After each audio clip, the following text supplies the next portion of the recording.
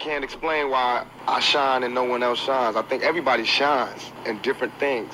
I know how to go to that true spot in myself because I'm there every day. I can be me. I can be whoever because I'm true to me. I can go to neutral easily. A lot of people, black, white, Mexican, young or old, fat or skinny, have a problem being true to themselves. They have a problem looking in the mirror and looking directly into their own souls.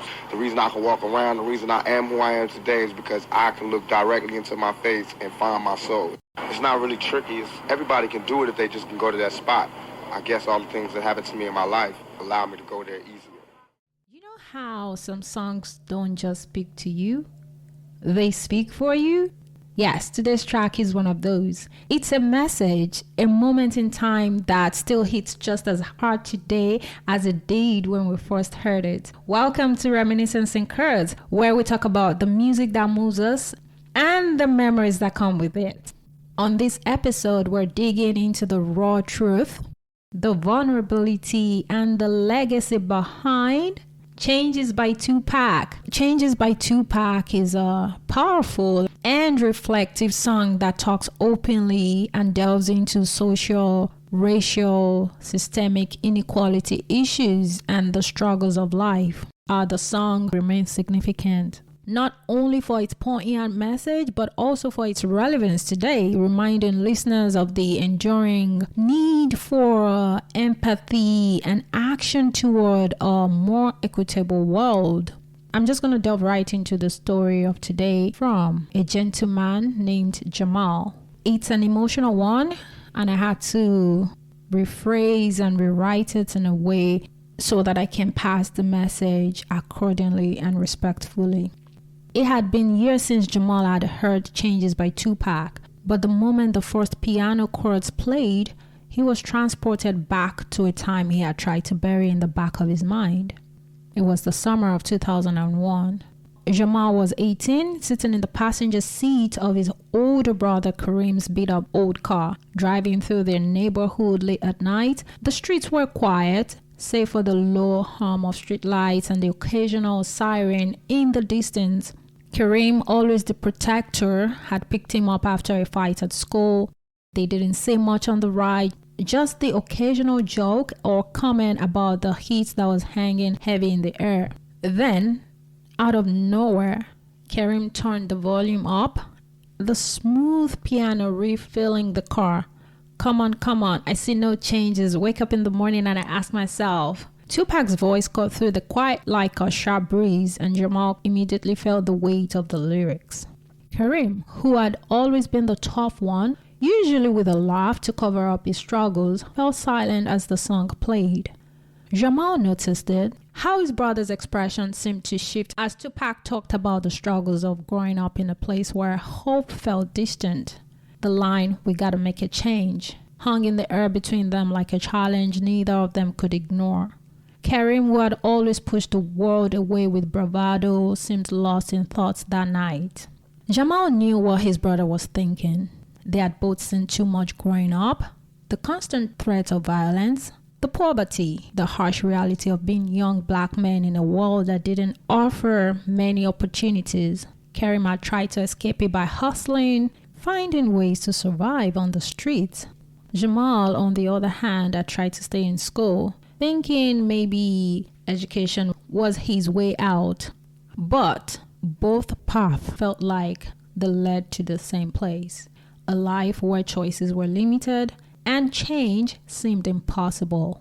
As the song continued, Jamal's mind wandered back to that night. It was the last time he ever drove with Kareem. 2 weeks later, Kareem was shot in a drive-by incident. The police never found the shooter, and Jamal never got the chance to tell his brother how much he had meant to him, how he had always looked up to him, even when they did not talk about it. Years passed, but the memory of that car ride, the one where Tupac's Changes played, remained vivid in Jamal's mind. It became a moment of reflection for him, a time when he saw his brother as a person struggling for something better, even if he couldn't always show it. Now, whenever Jamal hears Changes, it takes him back to that night, one of the last real moments he shared with Kareem. He remembers how his brother had tried to protect him, even if it was in ways that did not always seem right. And he remembers the feeling of longing in Kareem's eyes that night, a longing for change that never came. Jamal often thinks about the line, "We gotta make a change."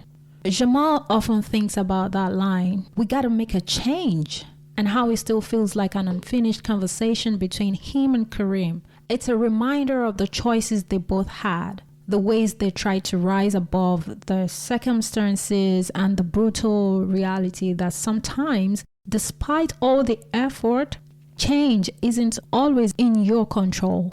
But for Jamal, changes also serves as a call to action. It's his way of honoring Kareem, making sure that the struggles they both faced are not forgotten. Jamal says he works with at-risk youth now, trying to show them the way out, to help them see that there's hope for change, if not in the world, then at least in themselves.